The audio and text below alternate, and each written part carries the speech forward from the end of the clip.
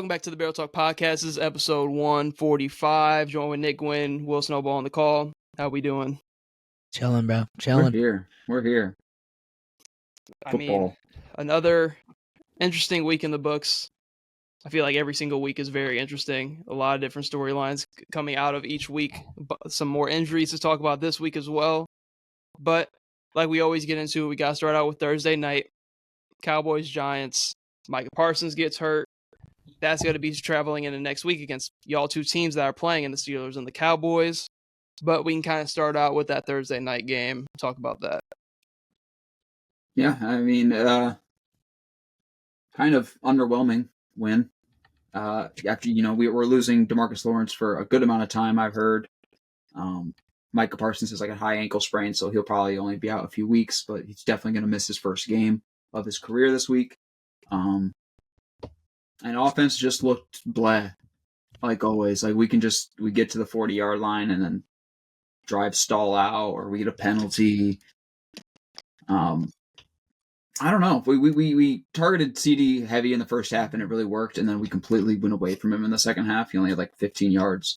And I think that might be the reason why. I don't know. We shifted to Jake Ferguson, and I think Jake Ferguson is a good target, but our offense just kind of stalls out at certain times. We're not dynamic like the best teams that you're going to see in the league, like the Lions and the other really good offenses. So like with having this suspect defense, I'm very scared to see even going up against the Steelers next week. I'm very scared to go against Justin Fields. I think he might go crazy against us. I mean, missing probably 2 out of your top 3 defensive players. I mean, yeah. Especially when you already can't defend the run. Can't defend the run. Like, our corners get cooked. You've got what? Trayvon Diggs now? That's it? Yeah. I mean, no Deron Bland, no Parsons, no D-Law. Staple. Yeah. I mean, Jordan Lewis might go out and just give someone a concussion at this point and say, fuck it, for morale. Yeah, I don't know. God, Justin Fields might carve us up. I don't even know what we do because like there's nothing you can really do. It's not like the market is illustrious in defensive talent. We looked good against the run last week, but we're playing against Devin Singletary. We averaged like 1.1 yards per carry. And run attack this year so far. Yeah, so like, and you're going up against a Steelers team who his whole thing is to run the ball. The entire scheme is to run the ball, and now they have a mobile quarterback to do the read option and everything else more effectively. Like, we're going to make Najee look like Derrick Henry. Yep. My king, he going to be back this week. But yeah, I don't know. There's not really much else to... Are they going to have Jaylen Warren this week? He's supposed to be back. He was game time. Not game time, but he was questionable all week. And then they announced him, like, I think Friday night he wasn't going to play, so he should play. He's the difference maker because he's somebody that changes up the pace. Yeah. So you guys could sit on Najee, but the outside runs with Jaylen Warren and the quick checkdowns to him, those are what's going to fucking kill you guys because those are, I think, are the bigger threat plays. And George Pickens had like over 100 yards, didn't he? Yeah, he had 116. I mean, you're gonna have to put Trayvon on him. I mean, fuck, even Cordero Patterson like shadowing good for some reason. He's been like moving around, coming off injury. Really? Yeah, maybe that's why. I don't know, but I don't know. I'm happy that expectations are low now. Oh, we're no longer looked at We're not as contenders. one of those teams. Are the Commanders the big dog now in the division? They might be. Oh. They might be. The only thing I have to say about the Giants is nothing. Malik Nebers is that guy for sure. Bro, no, you know what is scary about the Giants? When we're looking at Kayvon Thibodeau, Dexter Lawrence, and Brian Burns, I feel bad for our left tackle, Tyler Guyton. He was getting his oh my god, dude. How many holding calls did he have? Like 8. 10? Like 8. Oh yeah, the flags in that game, insane. But Tyler Guyton, bro, figure it out. I know you're going up against 3 of the scariest men in the world, but like, we gotta figure it out. I was just gonna say that, bro. I was literally gonna be like, dude, your offensive line again. Oh my god, he's got to go against TJ Watt this week. Great. TJ Watt was watching that game. He's like, "Yep, I know what I'm doing." He was licking his damn lips, thinking about that motherfucker right there. No! That is a scary D line right there. He's got to go against. I got to give it to him. TJ Watt or Highsmith if he's back. So that'll be fun for him to go through.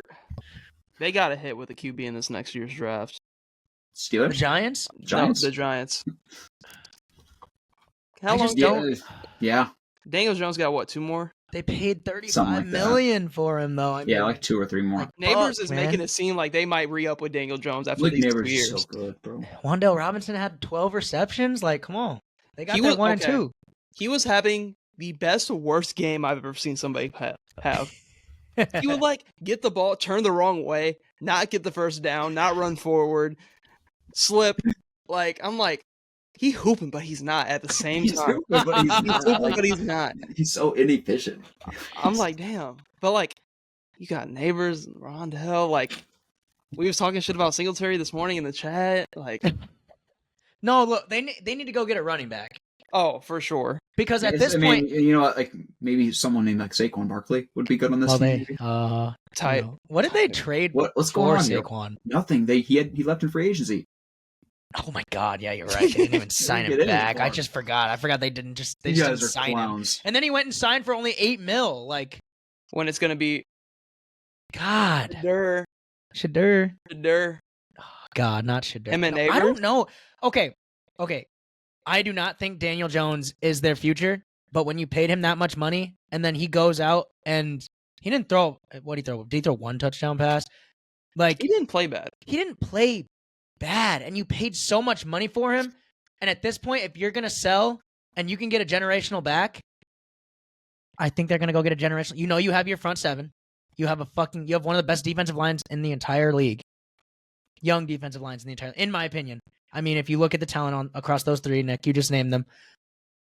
I just don't think when you paid Daniel Jones $35 million, you're going to go and draft a rookie guy when the biggest issue right now for them, in my opinion, is you have no run game. Your number 1 is Devin Singletary, and it stifles your... I mean, Daniel Jones made some pretty decent throws in that game, and you have your big play threat now in Nebers.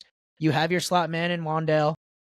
You still have Jalen Hyatt and Darius Slayton, who I don't think are going to be anything special. Slayton. They're not anything special. But I mean, it's better than it's better than some receiver rooms in the NFL. I'm not going to lie to you. I mean, it's better than the Chiefs.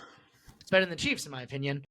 And the biggest issue is like you just have no run. Yeah, I do like Dayball. I like Dayball a lot. And they just don't have any threat on the ground. So I don't know who the top back coming out of the draft is going to be. I don't know. I have no idea. It's probably Genty. Even if they don't go that direction, you know the free agency market, like running back ones, like starting caliber running backs were just dispendable as fuck this year. And now teams are like with terrible run games with the Raiders and the Giants thinking they can go get backups and be fine. Like obviously it's not going to work. But everybody's signing for cheap because the market's fucked. So I mean shit. Like the Steelers probably don't re-sign Najee. They go get Najee in free agency if they wanted him. They just need to get some kind of more action on the ground because defensively they're building something. I think they still need to work in that secondary for sure. They do. But I mean, you're right. I think Daniel Jones is going to end up finishing out that contract there because you're kind of in a point where your roster is kind of growing and getting good enough to where like if you add a couple more pieces, like then you could really be looking at something different in the next couple of years. But this running back market going to be illustrious next year. Uh-huh. James Conner, Aaron Jones, Najee, Nick Chubb. Oh, damn. J.K. Dobbins again. He might secure a long-term contract. So I mean, James Conner. James Conner. Arizona just drafted Trey Benson. Yep. Who's playing good. But James Conner's also playing He's like, what, 28 though? He's pushing 30? He's about to be 30. So Najee's coming off his rookie deal. Najee's 26. I don't know. Either way, the Giants got you need a running back. Yeah. But like even against that Dallas front before Micah got hurt and D-Law got hurt, like their O-line wasn't piss. They weren't playing piss poor. They weren't piss poor for the rush, but against the pass they were really good. But against the pass they have good pass protection so in that game. Yeah. And I mean we'll see. I don't know. I don't think the Giants are in absolute poverty right now, but they got to make some moves. They got to figure something out in this draft next year for sure. But I don't think they're too off of, especially with that division and how it's going right now. They're like I thought the Eagles and Cowboys were going to run that division for the next few years, and at this point, the Eagles look like piss. Their defense might be one of the worst in the leagues. The Cowboys, if they were healthy, probably I'm putting as the favorite to win that. But when you lose your you lose one of your top corners, two of your best pass rushers, your receiver room is CeeDee Lamb, and that's it. And you have no run game as well. It gets a little tough. And then you have the Commanders come out and have one of the best offenses in the NFL. So that division really is up for grabs. And I think the Giants are a couple moves away from at least just competing. Yeah. Just competing. I got to see Dallas and Commanders play. I got to see that game. There might be a 100-point score in that game. We can go to Sunday slate. Mainly talking about NFC South because we had the Falcons and Saints play. Main question for you guys is, I feel like all those teams are on the same level. All those teams can be inconsistent when you're looking at the top end of that division. Like, who is the best team? Like, who should be the favorite to win that division at the moment? The Falcons, Saints, and the Bucks. Because even the Panthers now seem like they're leaning towards being better than shit. I think as of now, I lean the Bucks, but the Falcons, I think, are going to get it going. Their defense looked really good this week. Their offense looked terrible, like always. The Saints, they're just inconsistent. If they played a hard game, they just can't. Like, again, this is another one of those teams where they'll just get it to the 30-yard line and they can't get it past there.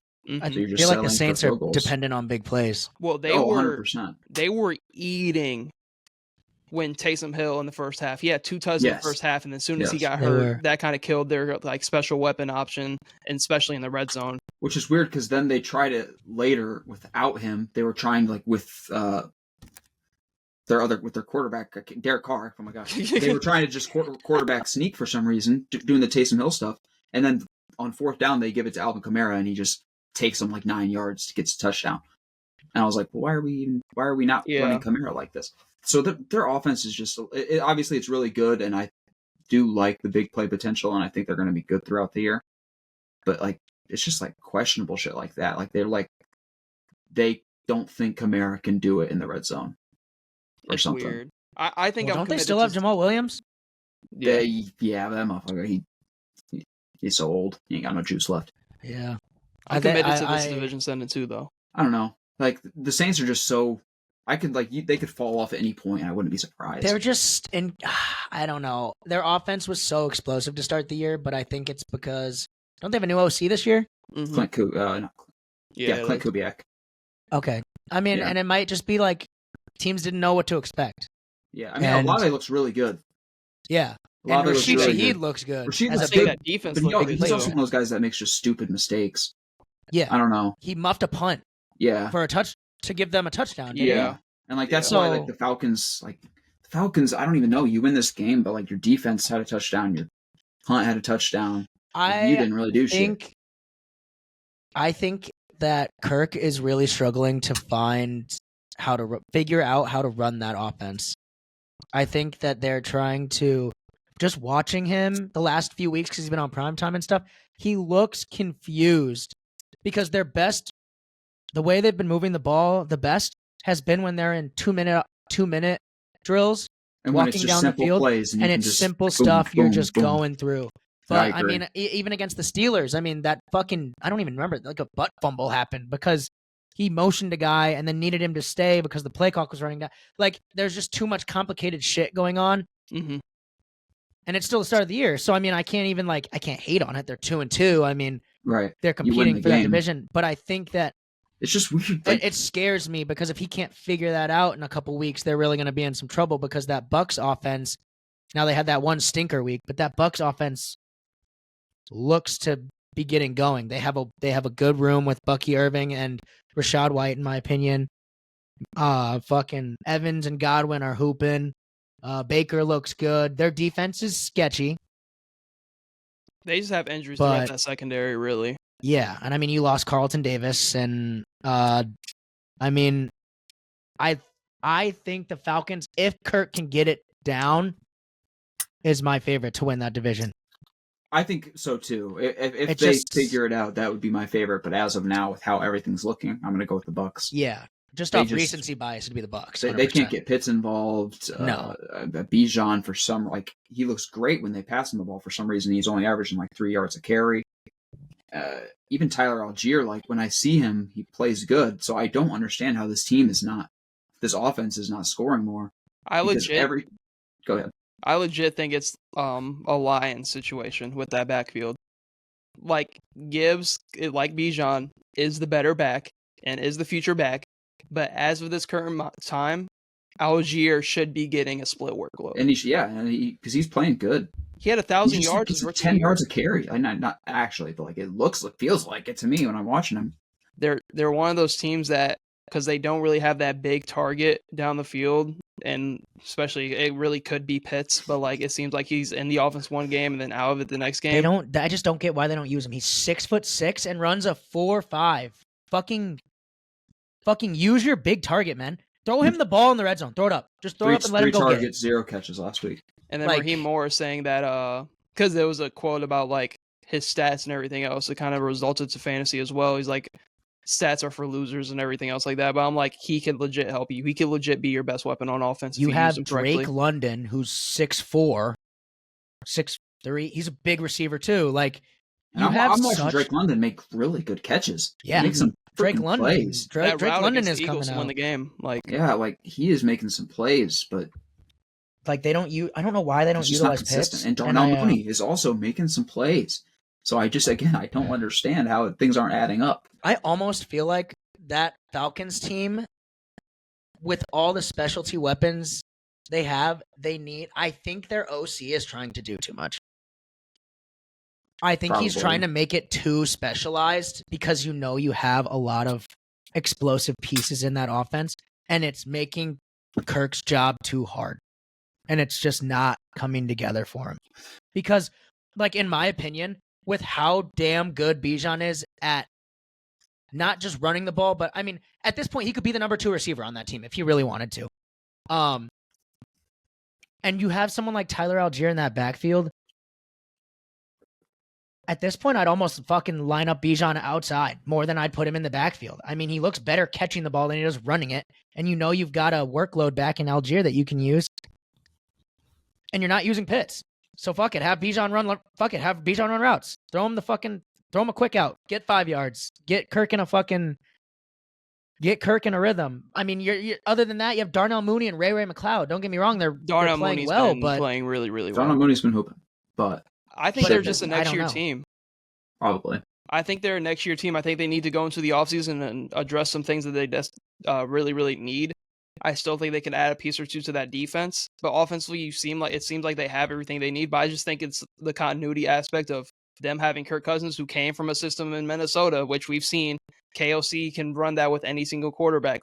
It's a whole different scheme for him coming off the injury as well. Him not getting reps with these guys all offseason long is definitely showing right now. I think he's just out of sync at the moment with the guys. But I just think this is a next year team. I think they can be super, super dangerous next year because I think the Saints and the Bucs both will go to the playoffs this year with how the NFC is stacking up right now. I think both of those teams will go, and I think both those teams towards the end of the year will be looking a lot better than the Falcons, in my opinion. The Falcons are just a team where it's going to all come down to how quickly can they figure it out, because they're obviously competing right now just because of how tight that conference is. But if you're getting into week, 9, and you still look like that, teams are going to start clicking more than that, quicker than they are. And teams are starting, the Bucs look more put together already. The Saints definitely still are more put together. They were averaging, almost 40 points a fucking game to start the year. So they've got a small window. And I think that if their defense can hold until those, I don't even know when their bye week is, but if they can get through the first half of the year, and let's say they're 4-4, I could see them making the playoffs. I could see them still winning that division, but they've just got to get there, and they can't fall behind. They cannot drop consecutive games, or else they're going to be screwed. In my opinion. Knowing we're talking about this right now, Falcons and the Bucs play Thursday night.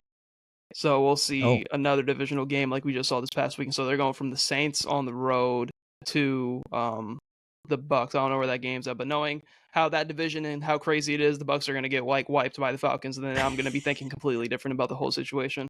But as of right now, this moment, while we're recording this pod, I think it's the Bucs division to win. And I think the Saints will also make the playoffs as the 2 seed, as the 2 seed in that division. Because I think this. I'm not going to say I'm full believer on the Saints, but I think they have the makeup to compete and beat the top echelon teams. They have a good, strong defense. They have a good O-line. They have a run game with Kamara that's very dynamic. And they have a number 1 receiver that can make plays when needed. And Derek Carr is a veteran who's been there before. Is Keandre Miller out for the year? I don't. He's on IR, but know. I have a lot of hope for him as a change of pace back with Kamara. Well, not change of pace. They're kind of similar. But I have high hopes for him because coming out of college, like even last year in the few games he had, he looked pretty damn good. He got injured. I think he's had a lot of injury issues, but if he can get healthy and they can, split time with him and Kamara and keep Kamara's fucking engine going a couple more years, because he's pushing 31. He's pushing 30. 31. Like, if they can get Kamara, though, on his production still at a high level for another couple of years, I could see that Saints team being scary.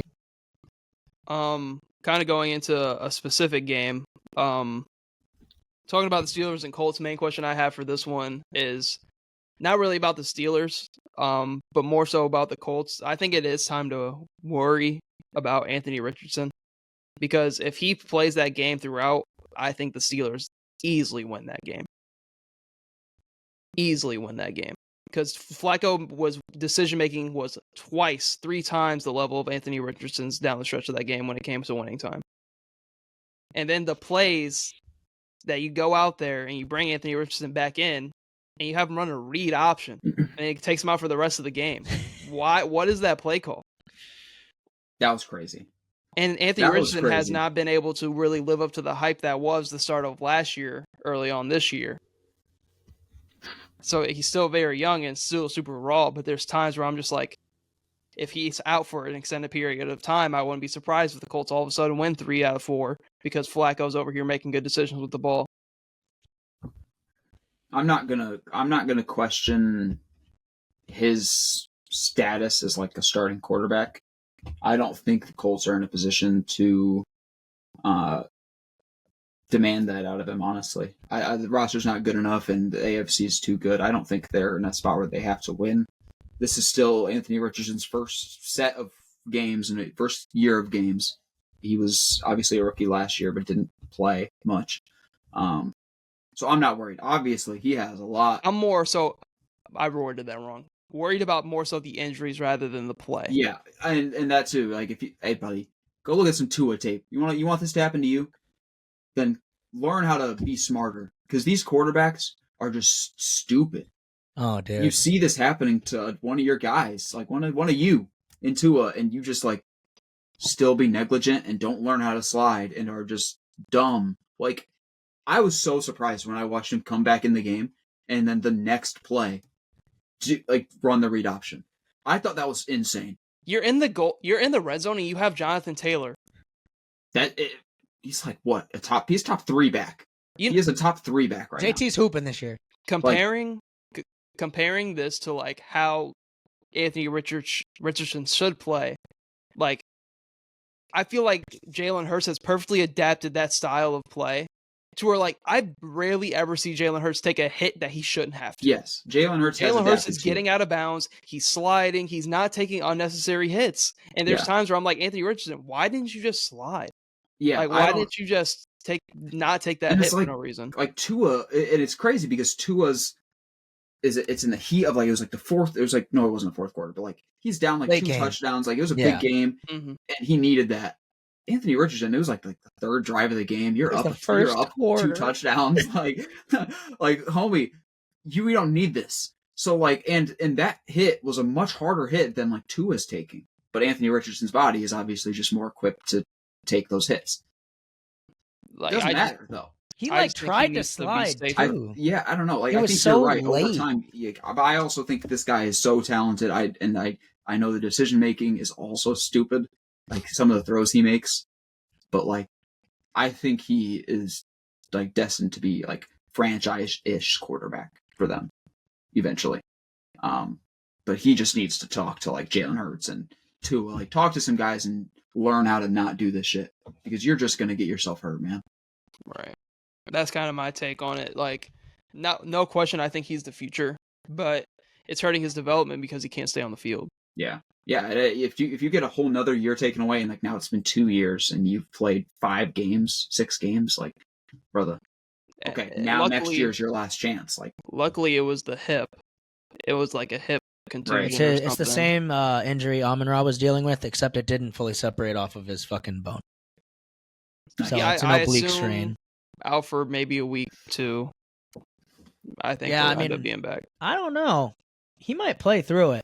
He could play through it. He could be stupid and play through. I mean, Amon-Ra played through that injury with it being completely off, like completely torn. Yeah.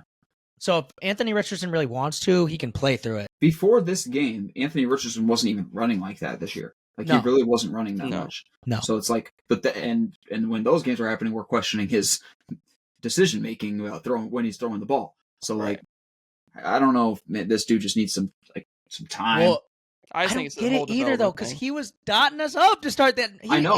He opened the game up. Michael Pittman, 30-yard, 40-something yard reception. I was like, okay, sick. Like, we're starting out hot. We're going to get cooked by Anthony Richardson today.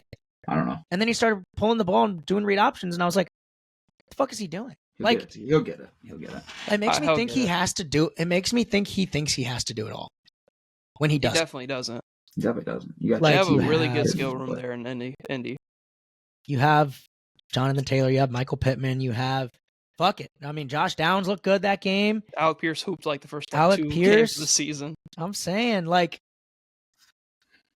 I don't know. I almost think that he's so young that he gets the criticism he's been getting this year, and this game he wanted to be like, no, I'm him, watch. And he tried too hard. And that's the thing, like we were saying, it's the stupid shit that's gonna get him fucking killed. I mean, he's lucky he didn't tear it. He's lucky he didn't get a concussion and go out for fucking 3 weeks with a fucking concussion. I don't know. So I hope he figures it out. I hope someone gets in his fucking ear and literally tells him, fucking protect yourself, man. Like, it ruins careers. So, talking about like the Steelers side real quick, I think the Steelers beat themselves more than the Colts actually beat them in this game because they were going down to win the game, and then that's dumbass mistake. I think Justin Fields has done a really good job of cleaning up those stupid mistakes, but that dumb mistake to where loses the ball, has to go back and get it, and then he's scrambling around and he ends up down out of field goal range. Like, that's just a play you can't have. But I do think the connection with him and Pitts is growing. Now they're moving to 3-1, playing Dallas, a team that I think they match up really, really well against. Their defense is going to get after it. Dallas is injured on the defensive side. I think they go out and win that game. They're going to be 5-1, and I think they're still going to be fine. I think the Steelers just had some dumb mistakes that really hurt them, especially on that last drive, like Najee not getting out of bounds, having to go hurry up, which led to the fumble snap and everything else like that. I didn't even get to watch most of that game, but I was looking at it. I was watching like Red Zone, so whenever it popped up, I was seeing it. And I've talked about this in our NFL chat and stuff we have, like, this team is not built for those kind of games. That this team is not built to start out slow and have to make massive comebacks. We sort of did. We had some big plays. We got things down the field. Did everything to get y'all back in that game. But, I mean, I agree with you. Pickens had we were down 14-0, and Pickens had a fumble on the 4-yard line because he was trying to, I don't know, get an extra yard, a singular yard. He had the ball in one hand, and then it was just and it just slipped out. He does that a lot. He does that a lot. He did it the next drive. He did it again, but there's no defender around. He does, yeah. He needs to stop doing that. Too nonchalant. He did it. I've seen him do it to get a touchdown and to get first downs, And that's all cool and all, but you're going to keep fumbling the fucking ball. I'm going to be pissed. Stop doing it. Like, you're not Cam Ward, man. You're not Mr. Nonchalant. Knock it off. If I notice it, the defenders notice it. They're going to start doing it to you, man. God, they just need... He's so talented, though. Our defense looked bad, too. Like, it was just a fluky game for our defense. I don't know what happened. We looked so stout the first 3 weeks on defense, and then I can't even say that Joe Flacco was dotting us up, because when Anthony Richardson was in that game, he was moving that damn ball down the field. That ball was not getting stagnant. Like, there was Michael Pittman was hooping. JT was like, our run defense looked bad, which is crazy because the Colts run a lot of inside zone, and we're one of the best teams in the league against inside zone, but we weren't this week. So I just don't know what happened. I don't know why we fell apart on the defensive end. We couldn't get a stop to save our fucking lives until the fourth quarter. And at the end of the day, 2-3 turnovers hurts, late game. We went down 14-0 to start. You kind of have to move away from the run game at that point. And Justin Fields was making throws and the ball was getting moved down the field, but it was just a little too late. So that Pickens drive kind of killed it for them, because they were moving down the field, and that Pickens fumble at the 4. It was a big really turner. I think they went and got another score. I don't know. It was a field goal or a touchdown off that turnover as well. So it was just dumb shit like that cost us that game. I kind of thought we were going to come back and fucking win that thing, which was insane. We were down 17-3 at half. We were texting about it for sure. Oh, dude. Because I had Steelers -2, of course. Me too. And of course I did. I was like, okay, maybe. And fuck no. So I don't even know anymore. Moving further into the Sunday slate, I kind of have a take about the Bears. It sucks Connor ain't been here the past 2 weeks. Go figure. Vikings, ducking. Hooping. I feel like he's ducking. He's ducking. But looking at this, the take I have is more so, it's two of them. The first one is, I feel like we're legit seeing the top 2 picks in the last year's draft play out again. Obviously, Caleb has been way better than Bryce Young. I understand that. It's a completely different team and situation. But when you're looking at a quarterback that's drafted into a fitting situation and a quarterback that's not at the 1 and 2 draft picks, we're seeing it play out. Jaden Daniels is looking like the CJ Stroud of this year. And then Caleb Williams is steadily struggling, but they're winning these games based off great defensive play. That's kind of my take. I feel like we're watching what happened last year happen this year again in 2 different situations. And my other take is, I feel like the Bears winning games is going to be hurting them in the future, because I think they're going to be stupid enough, because they're the Bears. They're going to win enough games to where they're going to feel like it's okay to bring back this horrendous coaching staff. And I feel like that's what's going to end up happening. They're going to win a lot of games based off their defense. Caleb Williams, I feel like, is going to get better throughout the year, yes, but I feel like that scheme, that offense is not built for a quarterback like Caleb Williams. He needs somebody like Jaden Daniels has. And how that offense is working and running over there, I feel like they have a top 5 offense in the league to start the year.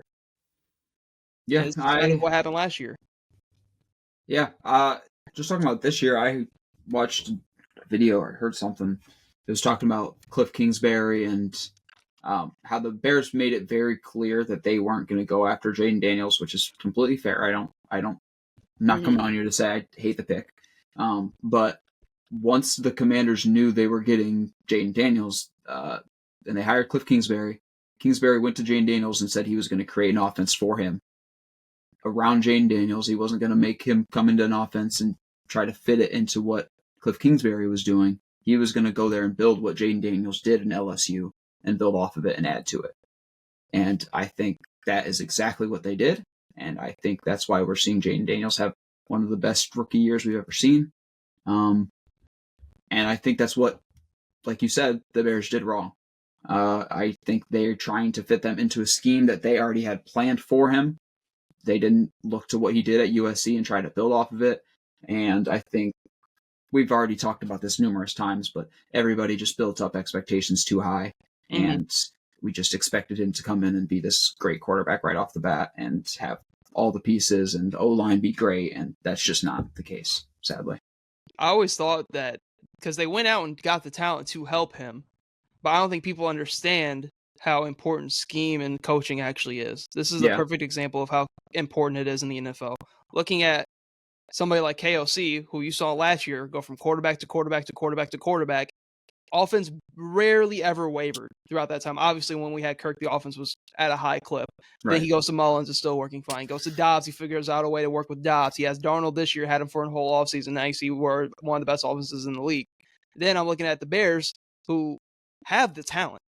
I know Keenan Allen's been hurt. You have Odunze. You have DJ Moore. You brought in Swift, who I don't think is the best back, but you have a good defense. They're winning games, and I feel like it's going to hurt them in the long run because they're going to think they're a little bit better than what they actually are because they beat a Rams team that didn't have their number 1 or number 2 receiver.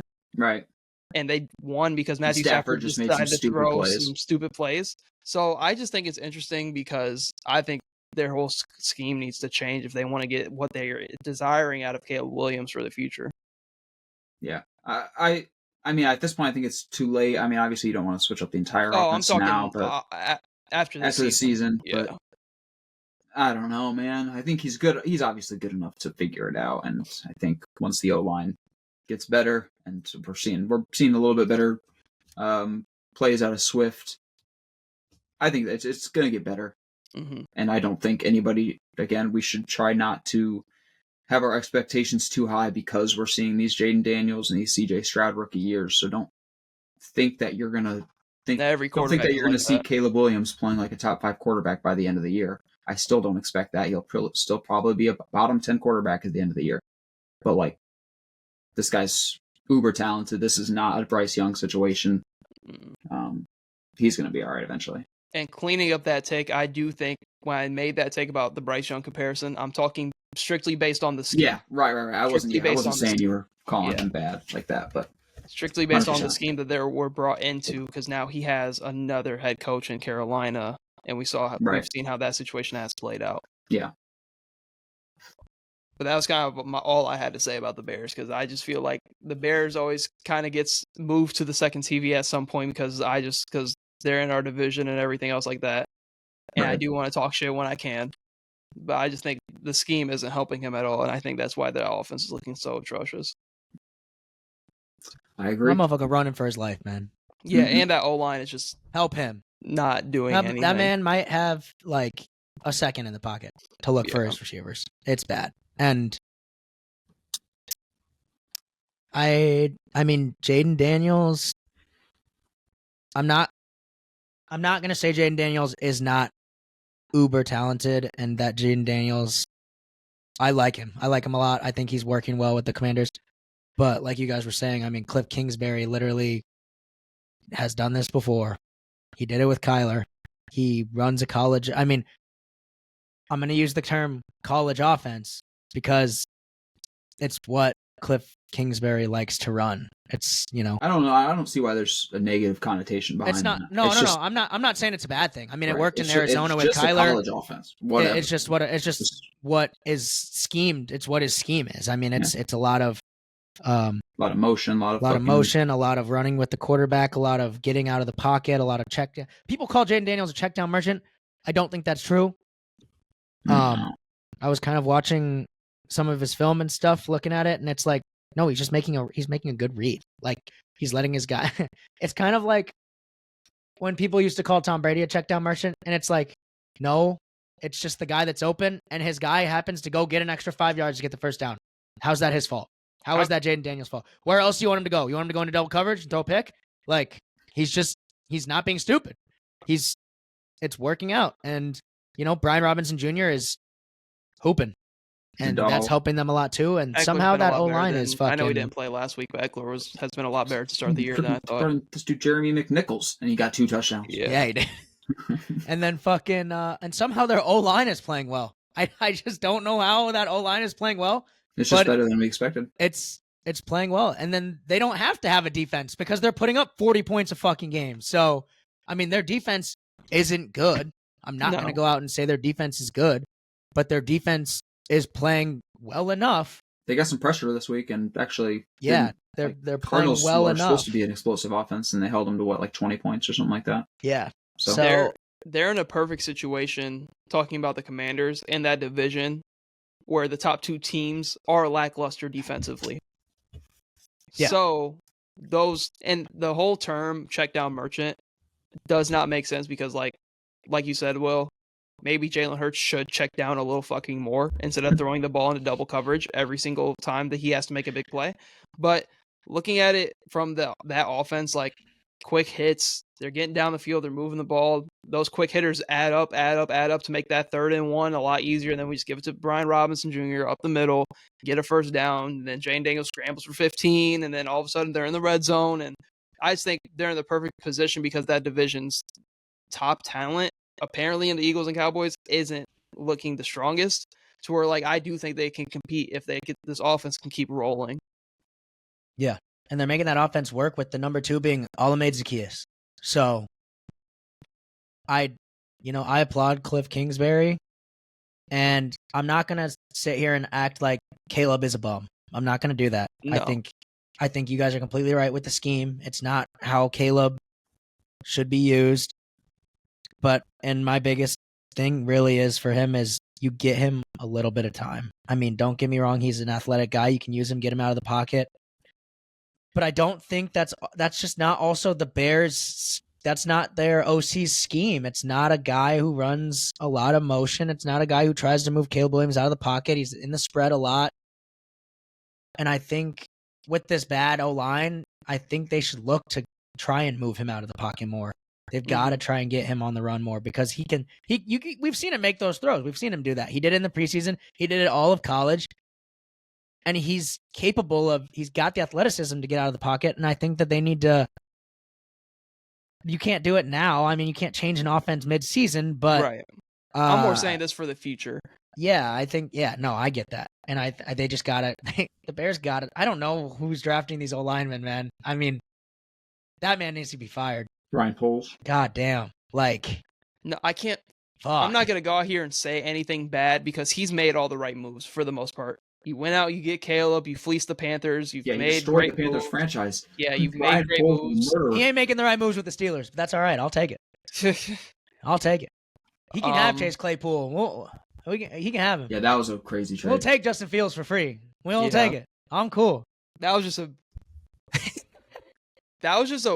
the whole Fields situation and how it ended up. That was just a weird situation. I think just wanted to move away from him. Yes, I think they just want to go into a new era. Yeah, and they didn't want to have to deal with the controversy of if they kept him and then draft Caleb Williams, everybody coming out and being like, is there a quarterback battle?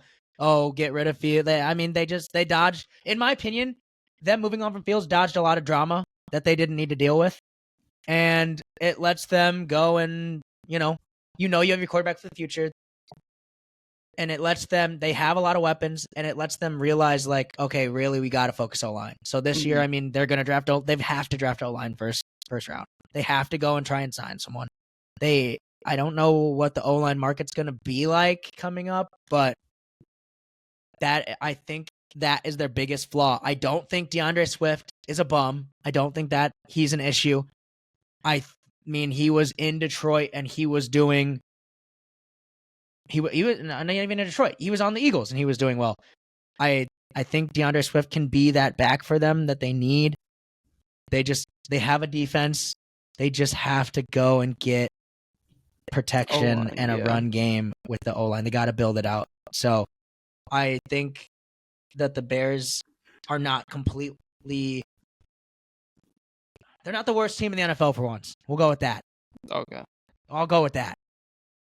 They're not completely like throw the season away yet, but they're not gonna compete for the North. That's not gonna happen. Kind of talking about that division, going to team at the top right now, undefeated team, Vikings and Packers, which turned out to be a really, really good game in that second half. I want to see y'all takes about this before I talk, because this is my team, so I want to see where y'all heads are at. Because obviously I'm gonna have some slight bias towards them because they're my team and they're playing really, really good football right now. But I try to not be biased when I talk about them. Me and my dad talk about it all the time because he's also a Vikings fan, and I came to the season very, very realistic. I had us finishing last in the division, but from the looks of it right now, we are going to be competing to win the division. So I just want to hear y'all takes on what this start has met. Because me and Nick went through the schedule multiple times before the season I'm started. going to go look at y'all's schedule real quick because I haven't seen y'all's schedule. We had we're in week 4, the first 6 weeks. We have a bye in week 6. Oh my God, y'all schedule is so cake. But the start of it was tough as fuck. I had y'all starting like 1-3. Yeah. 0-4 on almost maybe. Like it was tough. But y'all 4-0. I mean, yeah, you guys are a contender for sure. I don't know. I ain't got much to say that I didn't say last week. Like, offense looks really good, like we knew it would. Didn't you guys like have a fumble and Sam threw like 1 interception? Mm-hmm. So like, had some mess ups in the second half. Well, we had a muff punt, which changed the momentum. Tell me what were the turnovers. Going into half, we had all the momentum. I mean, yeah. Green Bay went 3 and out like 2 straight drives, and then they're about to punt it away to us. And then the main returner is usually Brandon Powell, but he was out because he got shaken up 1 play before the drive ended last drive. And then it was Jalen Naylor. He muffs the punt. The second I see him muff the punt, I'm like, wow, they're going to come back in this game. Wow, we lost. I'm like, wow, momentum. And then I forgot who got the ball out of half. But then they go and get a touchdown off that. I think they got the ball out of half. Yeah, they got the ball out of half. Scored. And then we kind of stalled offensively in that second half. But I'm not going to take too much stock into that because I'm not going to sit here and act like the Packers defense isn't good. And didn't somebody fumble? I was like, did Aaron Jones fumble or something? Aaron Jones didn't fumble. No. Okay. I thought Sam Darnold fumbled and then Naylor fumbled are the only two that I'm seeing. Oh, yeah. Sam fumbled. Naylor had 2 fumbles. Yeah, well, he was the punt. He was the muff punt one. Okay. So, the offense is very obviously super powerful. Jordan Addison had a great game in his first game back. Good to see him back.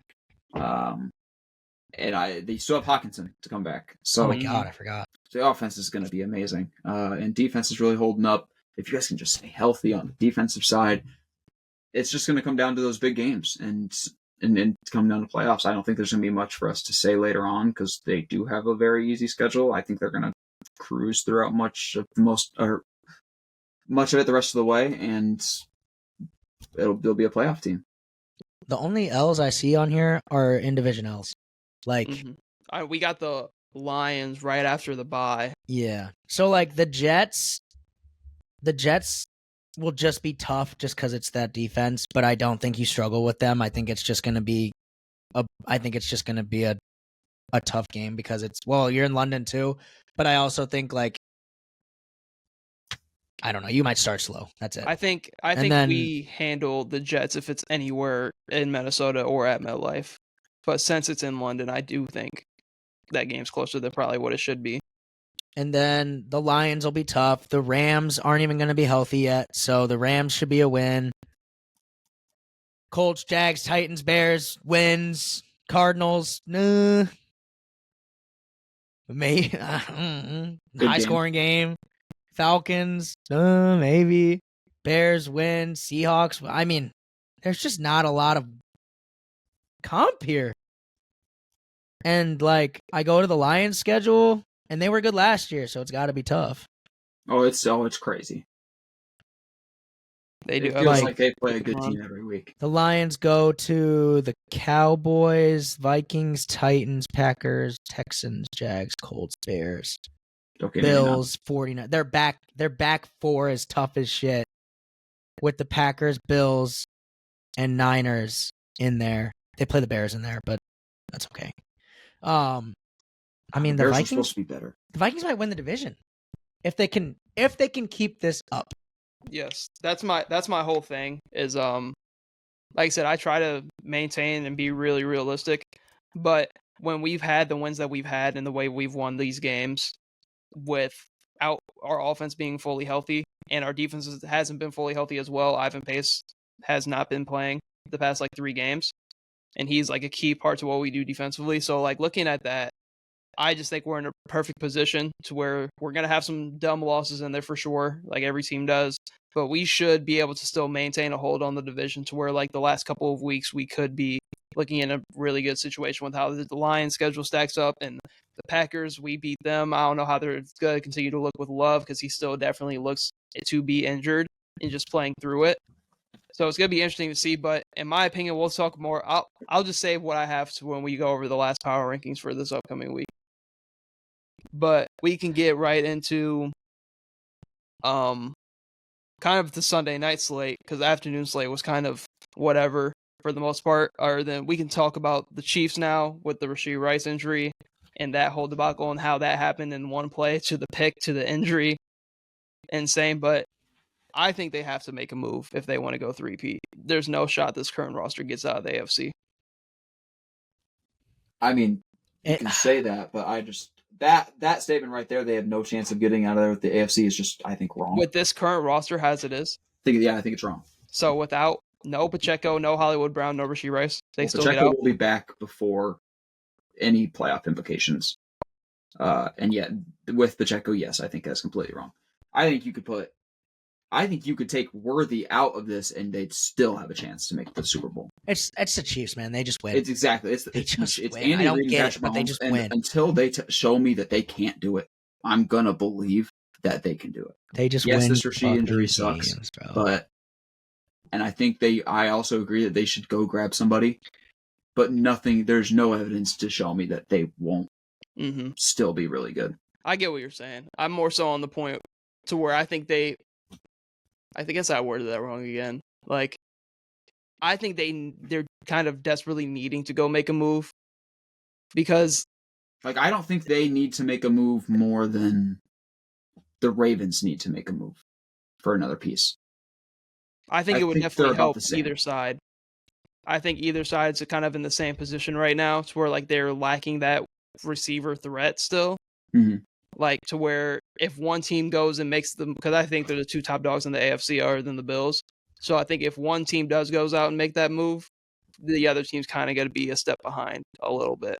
Right. Especially what we've seen from the Ravens now with Derrick Henry getting it back going and that rushing attack. But it seems like whatever team makes that move first is going to be very interesting to see how the other team reacts to it. Yeah, I think that the Chiefs' defense is too good, and I think Worthy is going to be able to take the top off the defense.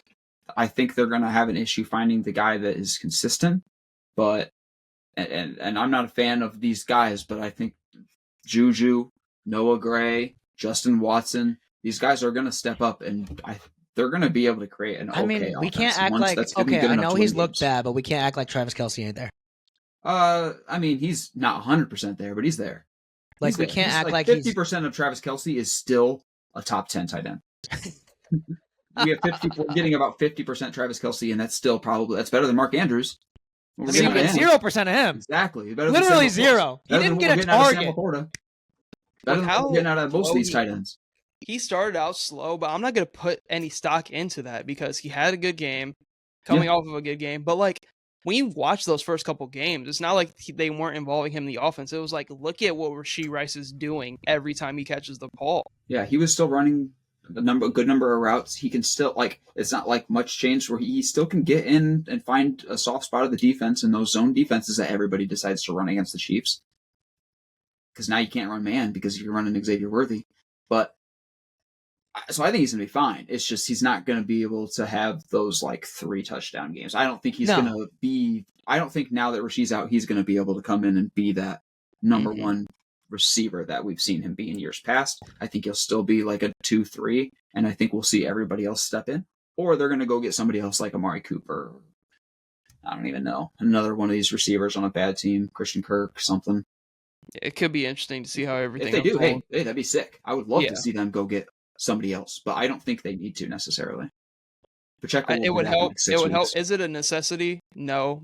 Would it definitely help their chances? Yes, 100%, for sure. 100%. Take some, and then you know, because at the end of the day, you do want Travis Kelce to be there. You don't want to use him as the number one right now. I think they want to save him for the playoffs, like we saw them do last year, and he destroyed people in the playoffs. So I think that would probably be the right choice to go get somebody else and relieve the pressure off of him a little bit, but they might not do that. They don't have that much money. They have some, though.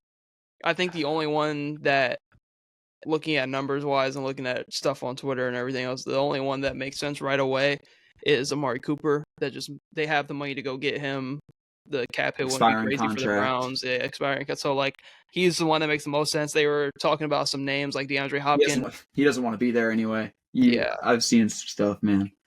DeAndre Hopkins, the cap hit would be too much. Devontae Adams, the cap hit would be too much. They're not trading within division. Tyreek, people saying the smoke like Tyreek Hill's gonna go back there. Dude, he's not gonna happen. Yeah, right, dude. Christian Kirk is actually a very, very interesting one with how the Jags season has gone up to this point. Because Christian Kirk would be insane if he goes there. Because Christian Kirk is...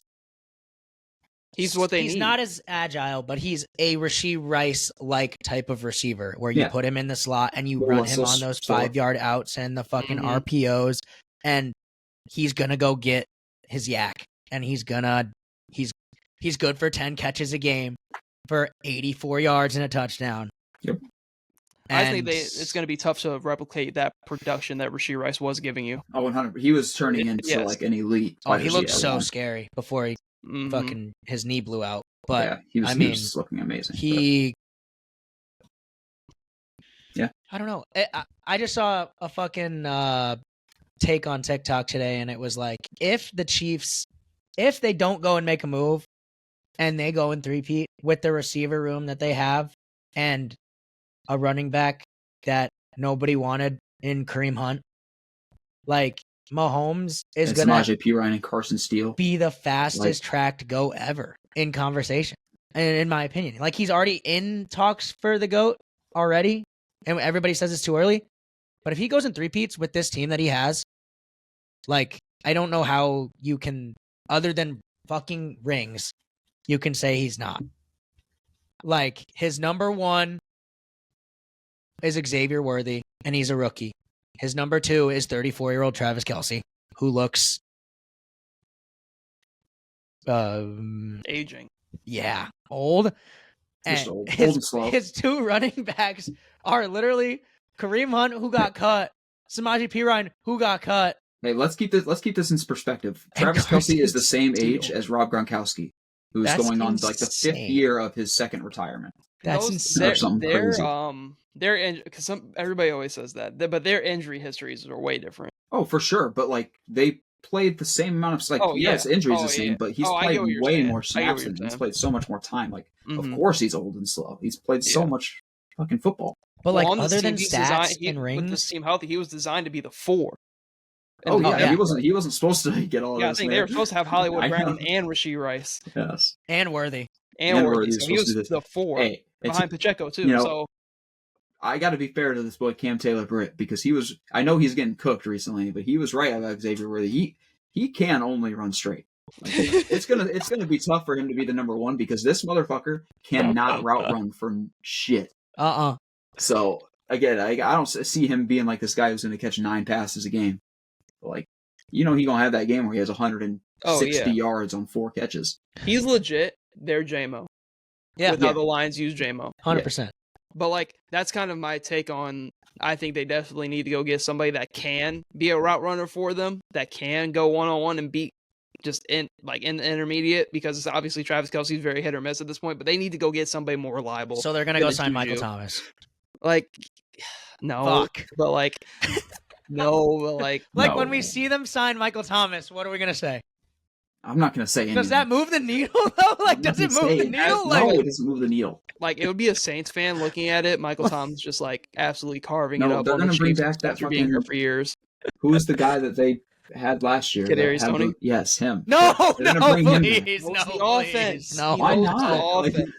No, he can't catch the ball. No. Just bring it back. He's got to be better than Sky Moore. Kadarius Toney, my Bugatti underneath my trailer park garage. Man, what happened? Dude, he's got to be better than Sky Moore. I had so much love for him. Is he straight up just cut? Yeah. Oh yeah. He got cut at the. And then Sky Moore's there, just sitting there.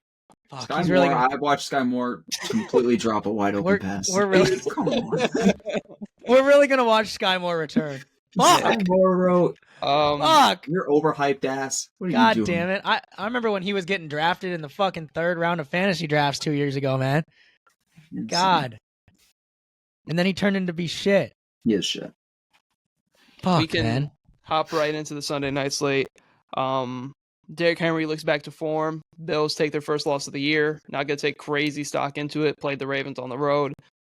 Ravens desperately needed this one. I think they couldn't afford to go 1-3 through the first 4 weeks. But hey, maybe because the Browns are shit and the Bengals are also shit. So maybe they could have been fine if they would have lost this game. But a pickable win. Derrick Henry looked really, really good. We talked today about, I think it was Jason said that Henry and Hill are a top 2 duo running back wise in the league. I was like, they top 5, 6, but maybe not top 2. And Derrick Henry makes that. Derrick Henry is the only reason that they're even in that conversation. Justice Hill is not crazy. Let's not act like Justin Hill is good.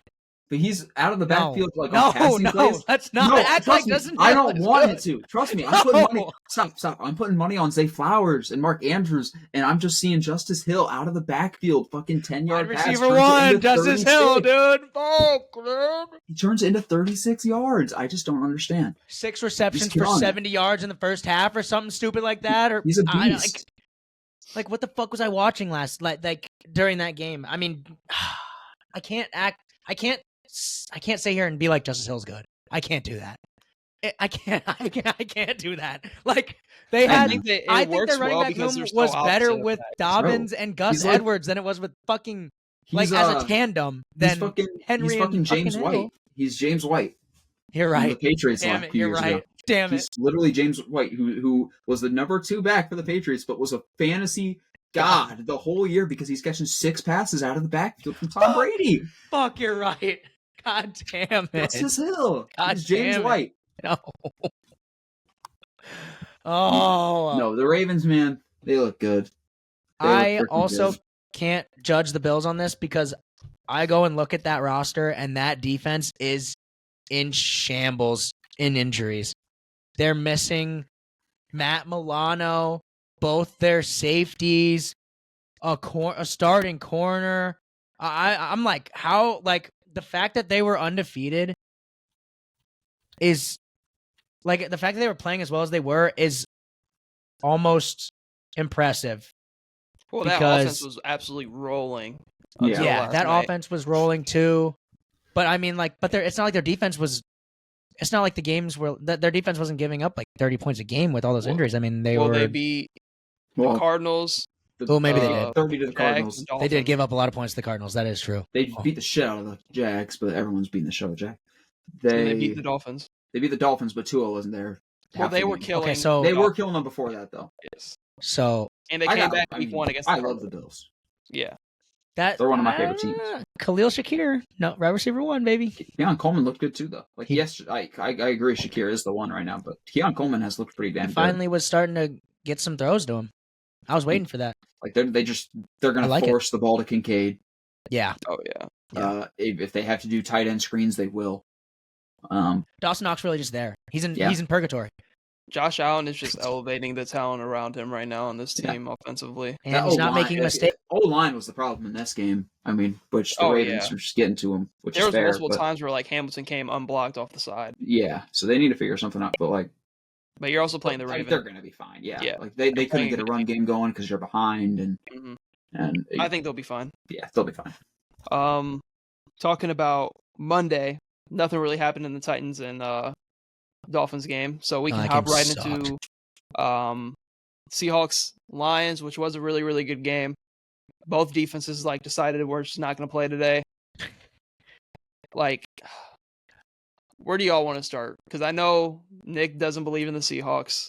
I somewhat believe in the Seahawks, especially in that division with a banged up Niners team, a banged up Rams team, a Cardinals team that isn't ready to compete. I think the Seahawks offensively, I think they're an elite unit. They have three really, you could say they have the most underrated receiver room in the league. Kenneth Walker coming back off injury looked really good. They have a nice 1-2 punch in the backfield.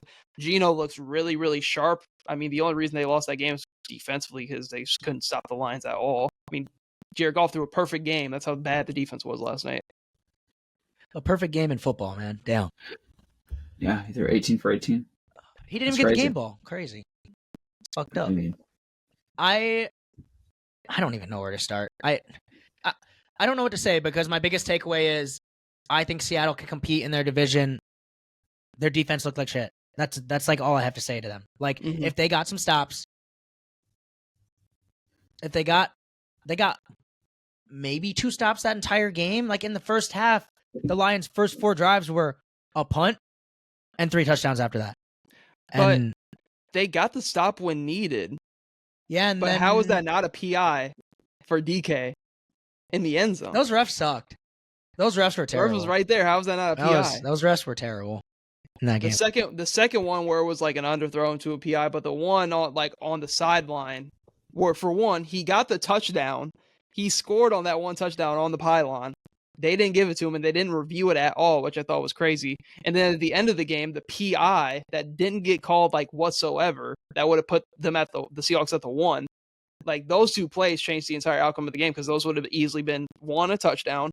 They're at the 1. Kenneth Walker gets another touchdown to even make the game even closer. So I think those 2 plays, and I can't say that it's all about the Seahawks defense because the Detroit defense was doing shit. Terrion Arnold is probably the most penalized player in all of football right now. Oh, that motherfucker holding. God damn. Why is he holding? Oh my God, what's his name? Boba. Oh, Jake Bobo. Oh my God. Jake Bobo. On the other side of the field, holding him. I'm like, what are you doing? He's not getting the ball. Oh my God, Terrion Arnold is so funny to watch because it's literally that was his biggest problem out of college, too. It was he's aggressive. He's going to get penalties, but he's god-awful talented, so you got to take him. Yeah. A motherfucker. Damn. Take the hands off. Damn. It was bad. I don't know. That game, I think the Seahawks, I think they're going to compete in their division. I do. If the 49ers are as banged up as they are, I don't see why they can't. I think they're going to compete for the division, but I don't think that's necessarily a high bar. Right. Are they going to compete in the playoffs? I could see them going out and beating. They can compete in the playoffs. They could surprise. They could surprise. They could come out, beat the Packers. I could see that. They could come out. What are the best matchups for them if they do say they win the division? It's going to be the Packers, the Detroit, Dallas. No. I think they could beat Dallas. The Saints, the Falcons, they could beat those teams. When you have an offense that can just push the ball down the field like theirs. Maybe I just think the NFC is just shit. Oh, it is. Yeah, I guess they can. They can compete for a playoff spot and win a playoff game, but I don't think that means shit. Oh, the NFC sucks right now. Based on the perspective of how you view it, they can compete for the division and they could steal a game in the playoffs. Yes, for sure. That's kind of where I'm at. They're not contenders. Nowhere near contenders. I'm gonna open the fourth wall real quick and say that I put them in at 12 in my power rankings. I don't think this means they're anything. Tell me when they beat a good team. That's fair. You let me know. That's you guys fair. let me know when they beat a good team. I'll just beat the Jets. Fucking Jets. They just lost to the Broncos. Pouring at MetLife. Hey, the switch up of these rookie quarterbacks. We got Jaden Daniels, so good. Caleb Williams, middle of the pack. Bo Nix had 60 yards in one football game. Bo Nix. 6 completions for negative yards. That defense, it was raining. They won, though. It's going to rain. They won, though. I don't understand that argument. It's going to rain. He did. Exactly. They won. So the Jets are shit. Bo Nix, my king. Hey, he won the game. He won the game for sure. Oh. That's more so. Where's the mental at after that, though? Dude. That's more so my take on the Seahawks. I just think they're, with the perspective you put in how kind of weak the NFC is, I think they can make a little bit of noise because of how good and dynamic that offense can be. But their defense did look bad against the Lions, but the Lions do have a top 5 offense in the league. But for the Lions, especially in their own division, with how good the Packers offense is and how good the Vikings offense can be, and we've seen it from both of those teams, I worry for that Lions defense because I think the Vikings and Packers both have significantly better defenses than the Detroit Lions. To where it comes down to the point where if you're able to stop the Lions on 2 drives in the first half, you're probably going to be up going into half because of how bad that defense is. It went JMO, breakaway touchdown. Kenneth Walker immediately that first play of the next drive breaks it off for 35 yards. So it's like, especially in their own division, I know how they're really, really good offensively, but like that defense is going to come down to it. Like it kind of happened to them in the playoffs, so where that offense got stalled out in the second half against the Niners, and that defense could not get a stop. The defense is mid again, like you just said, like last year. The defense isn't very good, and Jared Goff played perfect this week. He has played like shit pretty much the rest of the year. He has not been playing good. And he is like Jared Goff is like the quarterback I think of to where shit could just go wrong at any moment. I've seen so many plays where he just misses targets by 5 to 8 yards. So like if once pressure gets to him, I didn't get to watch a lot of this game. I don't know if they were getting a lot of pressure on him or not, but when teams get pressure on him, he does not play very well, and his accuracy goes down. So I'm just worried against these top teams who like the Vikings. I think the Vikings might like beat them by like 2 touchdowns right now. Because if you're able to get just a few stops and get some pressure on Jared Goff, like the only thing things might start looking ugly. I think the best thing that suits the Lions is obviously this is just great team building in general for what they've done and knowing what they have in Jared Goff. Is that offense, offense is crazy. Yeah, they can just rely on that run game. They can Which just hand the That's ball off and like fucking handoffs the entire drive, and then just play action off of it when you need it. Yes, and then you have JMO going across the field wide Sam open. Laporta. Like they have a good offense for sure. I think they have a top 5 offensive unit in the league, and they're very well coached. But that defense will come into a play where that offense will stall out I don't care how good your offense is. There's going to be a point in time. Jared Goff will throw an inaccurate pass someday. Your offense will stall out at some point, but what is that defense going to do to put you back into position to where you have the ball to make another play? That's where I'm at with this Lions team. They obviously have the talent. Defensively, I do have question marks because they have the worst defense in the division by far, but their offense is going to carry them. It's going to kill them late in the season. Yes. That defense is going to be the reason that they don't win that division. And it's going to be the reason that, in my opinion, I don't think they're a contender. I'm going to not put them as a contender right now for the Super Bowl. Because I just genuinely don't like the saying of defense win championships when it comes to football is pretty damn real. And last year, who did the Lions lose to in the playoffs last year? Niners. The Niners. I mean, if the Niners get healthy for playoff time, I get a couple stops like we're saying, they're fucked. I mean, I just don't. It's scary that defense is a liability for them right now. Mm-hmm. It was, you know what they remind me of? The Lions remind me of watching Pittsburgh when we had Antonio Brown, Le'Veon Bell, and Ben Roethlisberger. Man, we had one of the best offenses in the league, and our defense was ranked fucking 31st in the league. We were competing in the division and making playoffs. Did we win a playoff game? Fuck no. Did we win a Super Bowl? Fuck no.